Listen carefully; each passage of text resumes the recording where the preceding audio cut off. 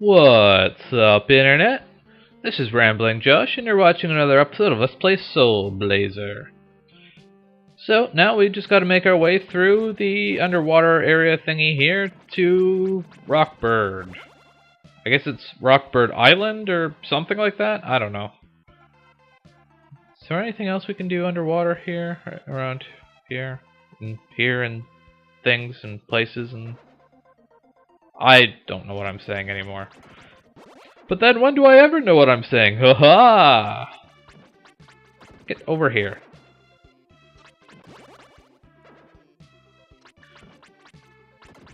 Doing a pretty good job of replacing my lost gems. Of course, I would much prefer if I'd never lost them in the first place, but I guess that's what I get for being reckless. Anyways, that's a nice little shortcut down here. Oh. These little crab things are so annoying. Because they like... Okay, well that's a bad example. When they're in their shell, they're invincible. So, but they're only out of their shell for like a few seconds. So if you miss that little window, you end up just like smacking them about and stuff. So the best way I found to deal with them is just to go back to the life sword. That way you can just slash to your heart's content, and eventually they'll come out of their shell and you can hit them. Of course, you could just do it proper, like, and try to time it with when they come out of their shell, but, you know, that's the proper way of doing things. We will get a better way of dealing with them eventually. Come on. See, this is why I hate using the normal sword. Or this. That is why I go back to the Sword of Life. Okay. There we go. That's all the crabs.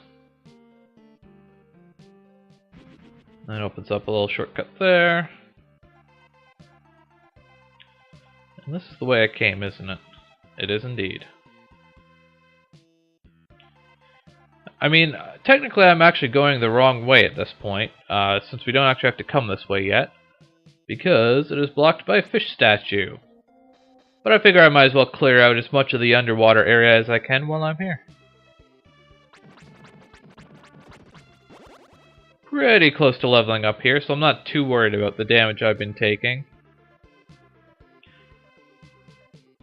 And the fact that I'm actually taking damage these days is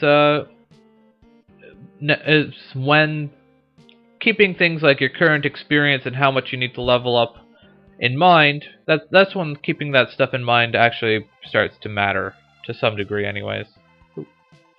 I guess I'm going up here.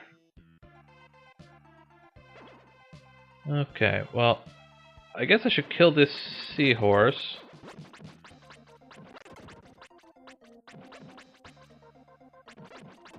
At least if the lever actually, like... Okay, well, I timed that terribly. There we go. That unlocks another thing with some jellyfish. Boop-a-doop-a-doom. Get over here! 76, right? I couldn't remember if it was 7600 or 7800. Not that it actually matters all that much, but, you know, it takes like half a second to open up the menu, so you might as well check. And I never got that monster lair down there. 'Twas hidden among the coral. Well, the fish retreated up there. Hopefully it decides to come back down. Oh. Apparently it did just that. Come on, just float into my sword. It won't be that bad.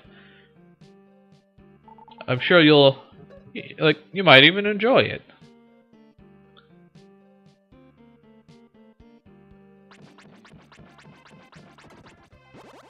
And I believe that's more or less everything we can do at this point. Maybe? This area is kind of weird the way it works out in that regard, just because you end up coming back here so many times because it's kind of like a hub. Not well, I mean, I guess the town is the hub, but it's like a secondary hub. It's like you have to go through the underwater area to get to all the other areas. Yeah, I got my shield bracelet on. So this is an interesting area. We're in Rockbird, Shore Reef of Rockbird, whatever that means. These stupid fish are quite annoying in this area. But this place is kind of neat just because it's kind of like a big wide open area, but a lot of the monster layers here will just need that big gem. I don't think I got it. A lot of the monster layers here will just remove like the water, so it's kind of like a big open area, but they give it some extra depth by being like, hey, there's all these like lake beds you can explore as well. So that's kind of neat. They make it kind of a more complex area without making it like hard to navigate. So you just gotta get that one rock over on the other side, and we can go like that. And at that point we can come around and go down here. Oh, birdie. Kill the birdie! Oh nice, there's only one bird in that monster lair. I always like when there's only like a couple of the annoying enemies. Minimizes the annoyance. I think I'll stay here for now, thanks. It's nice that they give you these little fairy stones that let you teleport back, but at the same time, like 9 times out of 10, the time when they give it to you doesn't exactly line up with when I would actually want to go back home. Kill the bird! Jeez, there's like projectiles flying all over the frickin' place. Ah! Make sure I sealed that monster lair before stepping on this one. Just in case it brought me back to town. Because I would hate to kill a couple of monsters and then have to re-kill them again. Because the monster lair got reset. Mind the boulders! Suits over here. Oh, more... I don't know what you would call those, like rock monster things? I don't know. Well, that was an easy monster lair. The other nice thing about Rockbird Island is, or Rockbird Shore Reef, I guess it's called. I always just call it Rockbird Island. They make it seem like there's a lot of monster layers here because there's like a big number, but you actually go through them really quickly because a lot of them are just, hey, this one lets you go onto the riverbed or whatever. So there's some gems.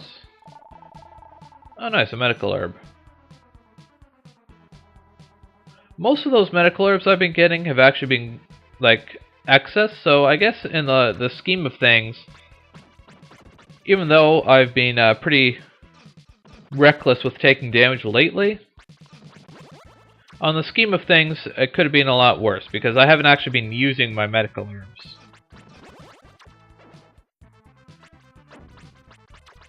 A lot of times I'll end up like just using up all my medical herbs, and I might not actually have to end up going to town, but I have to end up replacing my herbs a lot. So anyways, that lets me go down here. Get back here. I do like when it spawns a whole bunch of monsters at once, because then I can just take them all out in like 3 seconds.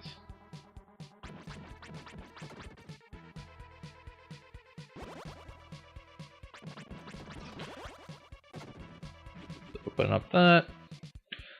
One phenomenon that's kind of interesting that it's kind of hard to really demonstrate is that if it seems like the more square on you're attacking an enemy, it seems like if you're like right in front of them, they get hit by your sword more than once. Like, it just seems like if you're attacking with just the corner of your sword, it takes a little bit longer to actually kill them.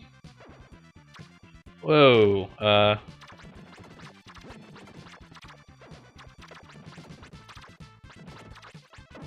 I mean, usually it's still a good idea to use the corner of your sword, since that way it, like, you're not putting yourself in as much danger. But it's kind of interesting how, like, if you're attacking something right in front of you, they actually take more damage. I think it's a matter of the sword is like, the sword animation is actually over top of the enemy longer, so they get hit like multiple times.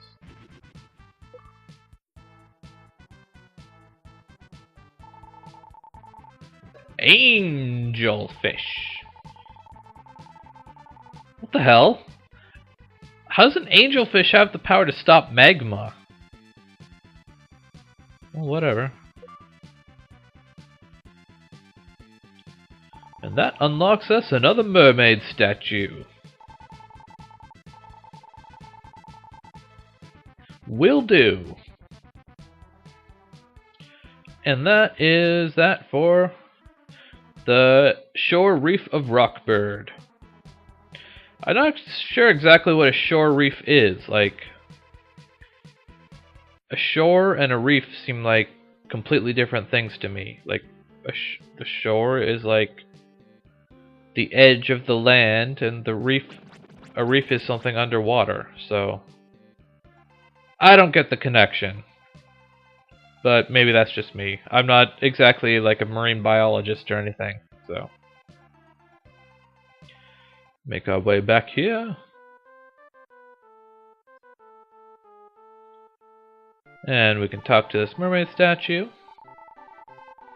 Walk downward under the sea and go to the volcanic island Durian. And that unlocks another fish statue. But before we go there, we should probably say hello to some of the people that we freed here in St.Elles, which I will do next time on Let's Play Soul Blazer. Catch you later.